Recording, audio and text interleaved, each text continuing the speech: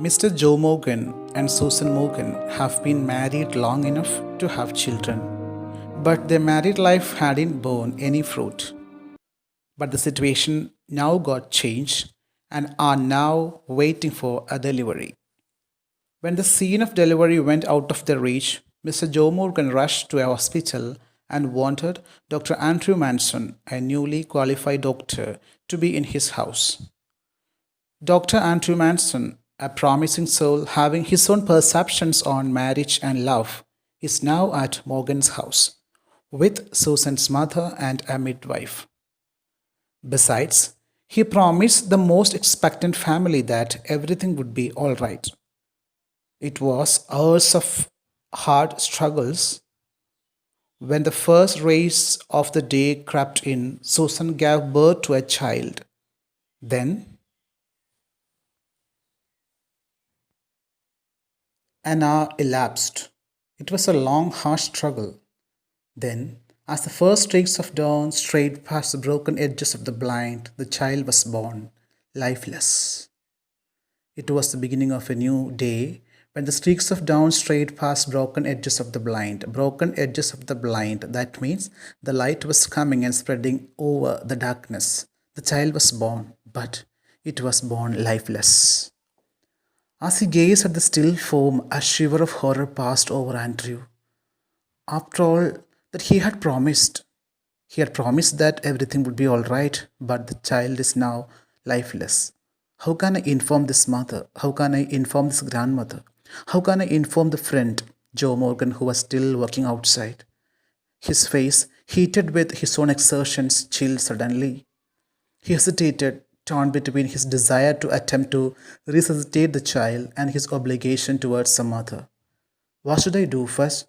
Should I do something to resuscitate the child if there is any chance of bringing back to life?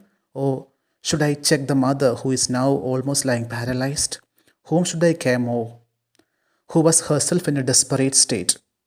The dilemma was so urgent he did not solve it consciously.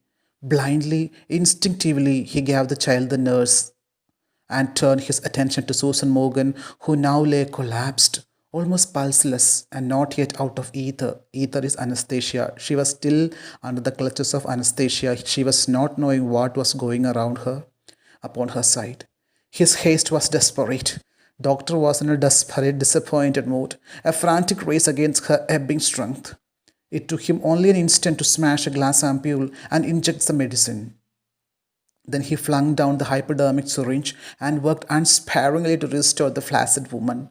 Rest of the minutes were for him to work for bringing this woman at least back. He injected some medicine and he started strengthening her pulse, her heart. After a few minutes of feverish effort, her heart strengthened. Yes, Susan would be coming back to life. Doctor ensured that.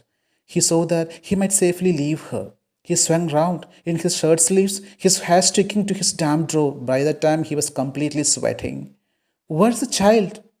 The midwife made a frightened gesture. She had placed it beneath the bed.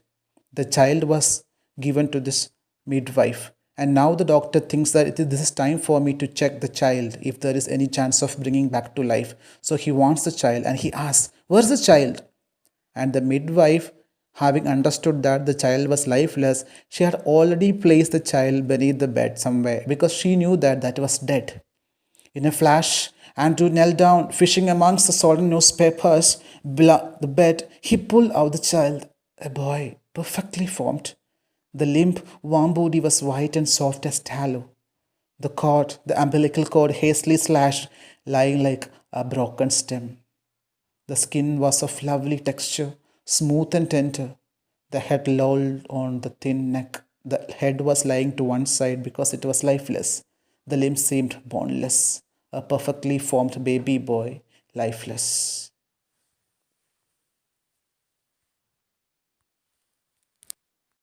Still kneeling, Andrew stared at the child with a haggard frown. The whiteness meant only one thing, asphyxia, pallida, and his mind, unnaturally tense, raced back to a case he once had seen in the Samaritan, to the treatment that had been used. Instantly, he was on his feet. Looking at this child, doctor suddenly understood the biological reason it is asphyxia pallida, Asphyxia is a state in which body cells are not getting sufficient oxygen because blood doesn't flow over the body. So its problem is hemoglobin or oxygen is not reaching body cells because the heart doesn't work. Suddenly he was reminded of some another case that such a case was there to which he was called. Suddenly he remembered something. He stood up on his feet and said, "Get me hot water and cold water." He threw out the nurse, the basins too. Quick, quick! He wanted some cold water, hot water, and some two basins too. But, doctor, she faltered. She lost her strength, her eyes on the pallid body of the child. But the midwife really understood that there was no use of doing anything. She said, "Doctor, why?" And he shouted, "Kick!" Snatching a blanket, he laid the child upon it and began the special method of respiration. Suddenly, the doctor took the child and he just covered the child in a blanket and he started some artificial respiration methods like pressing on the chest and blowing through the nostrils and the mouth. He did it. The basins arrived. The ewer, the big iron kettle. Frantically, he splashed cold water into one basin, into other. He mixed water as hot as his hands could bear. Then, like some crazy juggler, he hurried the child between the two, now plunging it into the icy, now into the steaming bath. After the cold water and hot water arrived, he just mixed one basin with cold and hot water, the other basin he filled it with cold water, and the next thing what he did is very strange. He started plunging the body, the lifeless body of the child, first into icy water, and he just lifted it and he just dipped into other hot water. It was as hot as his hands could bear. Such hot it was. He started dipping this body alternatively, hot water, cold water, hot water, cold water. Almost for minutes he did it because he was expecting, he was anticipating some result for this. 15 minutes passed. Sweat was now running into Andrew's eyes, blinding him. The sweat almost blinded this doctor. One of his sleeves hung down, dripping. His breath came pantingly. Doctor started panting after doing this thing almost for 15-20 minutes. But no breath came from the lax body of the child. The child's lax body, motionless body, it was not giving out any breath. A desperate sense of defeat pressed on him, a raging hopelessness. Doctor gradually was accepting the sense of failure. Yes.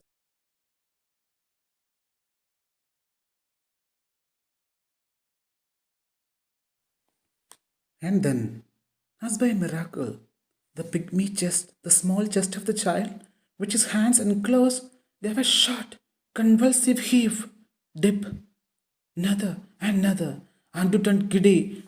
When the doctor was pressing on the tiny chest of the small child with his fingers, suddenly his fingers could feel a convulsive heaving. Another one. This time, Andrew, doctor almost turned unconscious. His sense of life, springing beneath his fingers after all that unavailing striving, was so exquisite it almost made him faint. Doctor felt something was moving under his fingers, and Doctor himself is fainting now. He redoubled his efforts feverishly. The child was gasping now, deeper and deeper. A bubble of mucus came from one tiny nostril. A joyful, iridescent, colorful bubble, yellow, red together. The limbs were no longer boneless, and it started moving the limbs so slightly. The head no longer lay back spinelessly, head was also coming into position. The blanched skin was slowly turning pink. Yes, all this while the whole skin, it was quite pale and it was turning pink. Then exquisitely came the child's cry. The child cried, the first cry, which would make any father, any mother, any doctor to be in that world of heaven. "Dear Father in heaven," the nurse sobbed hysterically, it's come alive." Andrew handed the child. He felt weak and dazed. About him, the room lay in a shuddering litter, blankets, towels, basins, soil instruments, the hypodermic syringe impaled by its point in the linoleum, the ewer knocked over, the kettle on its side in a puddle of water. Upon the huddled bed, the mother still dreamed her way quietly through the anesthetic. The old woman still stood against the wall, but her hands were together. Her lips moved without sound. She was praying. By this time, the whole room was completely a puddle of water, all the waste materials, blood, and everything. Such a room it became. And the lady who was standing against the wall, she started praying. Yes, she was understanding, very slowly, she was understanding that her lifelong wish turning true. Mechanically, Andrew wrung out his sleeves, pulled on his jacket. I'll fetch my bag later, nurse. He went downstairs through the kitchen into the scullery. His lips were dry. At the scullery, he took a long drink of water. He reached for his hat and coat. Outside, he found Joe standing on the pavement with a tense, expectant face. When the doctor came outside, he could still see Joe Morgan was standing over there with an expectant face. All right, Joe, he said thickly. Both all right. Doctor could say that. Doctor could say the sentence that both are all right. It was quite light, nearly 5 o'clock. A few miners were already in the streets, the first of the night shift moving out. Dr. Andrew Manson joined them. He was walking with them, his footfalls echoing with others under the morning sky. He kept thinking blindly, oblivious to all other work he had done in Blaney. He just forgot every other work that he did in the place. And now he feels, I have done something. Oh God, I have done something real at last. As a doctor, as a human being, I feel that I could do something.